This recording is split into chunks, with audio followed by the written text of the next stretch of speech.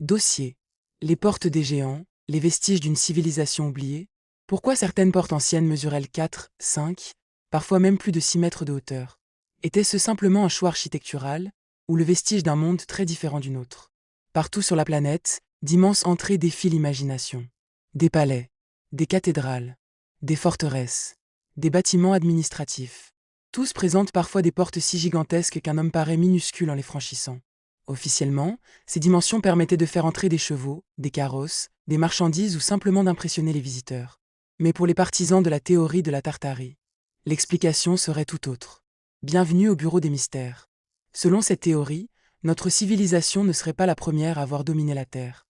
Avant nous aurait existé un immense empire, aujourd'hui appelé la Tartarie. Une civilisation qui aurait disparu à la suite d'un cataclysme mondial. Les survivants auraient reconstruit le monde, tout en effaçant progressivement les traces de cette société oubliée. Parmi ces traces figureraient les mystérieuses portes géantes. Pourquoi construire une porte de 5 mètres de haut si ceux qui l'utilisent mesurent moins de 2 mètres? Pourquoi tant de bâtiments anciens possèdent-ils également des plafonds immenses et des fenêtres démesurées? Pour certains chercheurs indépendants, ces constructions auraient été conçues pour une population bien plus grande que nous. Des géants.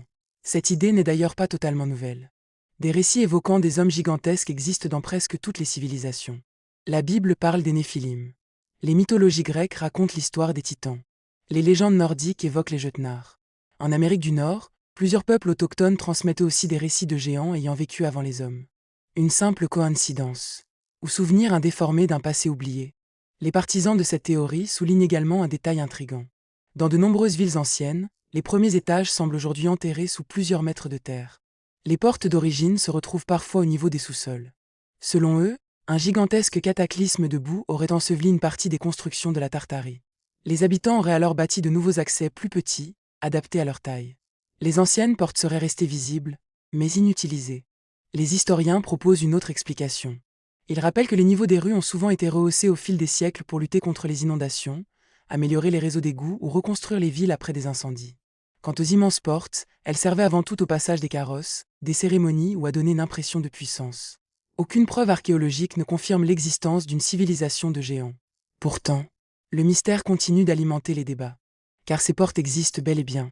Elles sont visibles en Europe, en Russie, en Asie, au Moyen-Orient, et même en Amérique. Certaines atteignent des dimensions qui surprennent encore aujourd'hui. Alors, sont-elles simplement le témoignage du génie des anciens bâtisseurs, ou les derniers vestiges d'une civilisation dont les habitants étaient très différents de nous? Une chose est certaine. Chaque immense porte semble nous inviter à franchir un seuil. Celui qui sépare l'histoire officielle des théories les plus fascinantes. Et vous, pensez-vous que ces portes n'étaient qu'un symbole de prestige architectural? Ou qu'elles ont réellement été construites pour des occupants d'une taille exceptionnelle? Le mystère reste entier. À bientôt sur le bureau des mystères.